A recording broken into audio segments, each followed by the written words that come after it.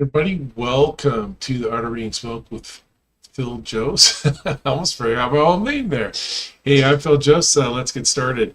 Hey, we're looking today at clean, pristine, dissipating white. So one of the things I've covered this in several videos before, but sort of on the other side when there's a lot of steam inside the column, but the column still has a lot of turbulence, right? So I found this video and I thought it's a good example of when the fire attack's effective. So let's get this video going. This is a DC fire department, and already like there's copious volumes, right? So when we apply water, and I'm a big believer in applying copious volumes of water into fire compartments, and you want to cover all the stuff with that water. That's what water mapping is understanding where that water's going and what it's hitting. And so you want to cover all the stuff, reducing the temperature of the stuff so the stuff doesn't off gas. That off gas, right, that's smoke. Smoke is fuel. If you take away the fuel, you take away the fire. Right, and like I said, we've seen some videos before, so what we're looking at here is to distinguish the difference between, that when we still have that underlying turbulence and what we're going to see here, which is billowing. Right, so the sign of water vapor is clean, pristine, and dissipating, and we have really, this is a good example here. Now notice there is some energy as it's coming out, but look how quickly that energy just dissipates. And the vapor expands, right? And then it just completely disappears. Now there's a little tiny bit of underlying color.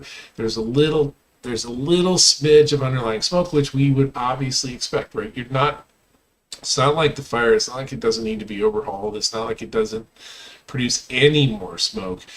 What we're talking about here, though, is that even though there's some energy here, if this was turbulent versus billowing, that energy would exist, 6, 8, 10, 15, sometimes even further from the building.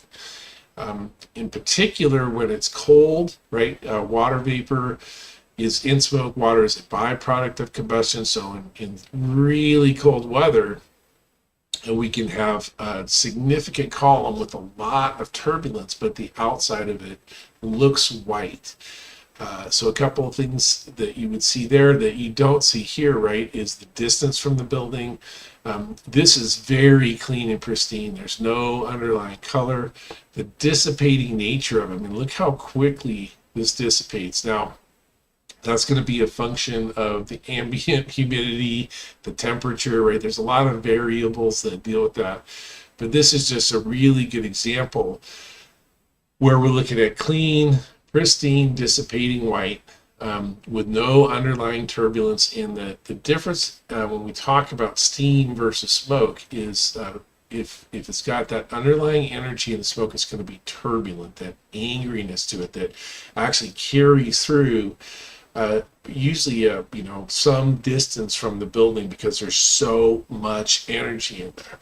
Whereas on the steam side or the water side, we have billowing in nature, right? So it might have a little bit of energy when it comes out, but it dissipates so quickly once it's out of the building, right? The energy, because it's not as much energy, it's just when it comes out, it gets just a little bit of expansion.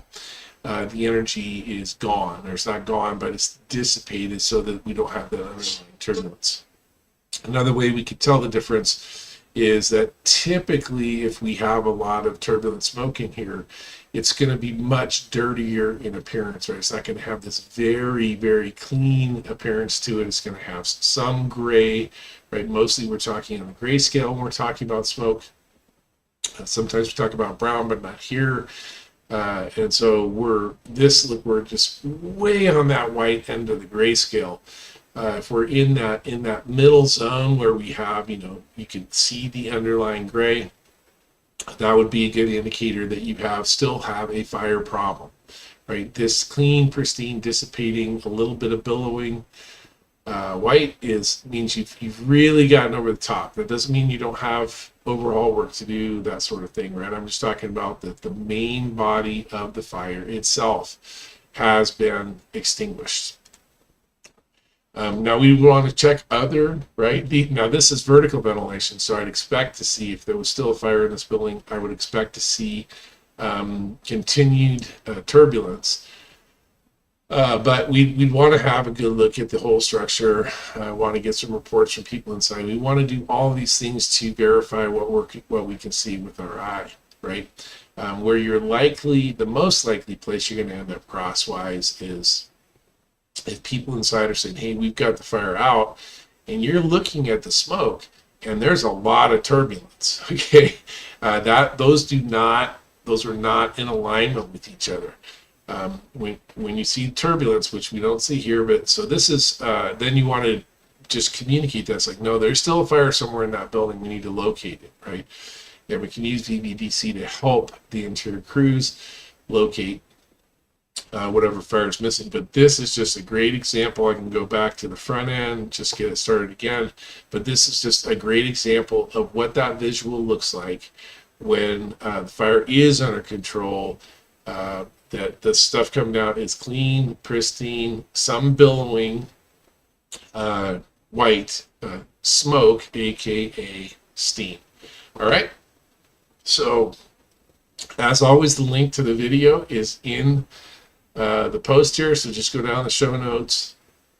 You can see it. We're basically watching the whole thing. It's about 4 minutes long, and from Washington, D.C. So, thanks to DCFD for doing what they do, protect the citizens of Washington, D.C. And for the Art of Reading Smoke with Phil Joseph. Oh, hey, I almost forgot. If you take a look in the show notes, you'll see where I'm teaching. You can also go to my website. And if you're looking to schedule a class, just hit me up. My email's out there, or connect through my website, and I'll get that information out to you, and we'll get that stuff scheduled. Love teaching the class. Love to meet fans in person, and looking forward to all the programs, and especially FDIC in April. So for the Art of Reading Smoke with Phil Jose, thanks for being here. I'm Phil Jose, and I'm out.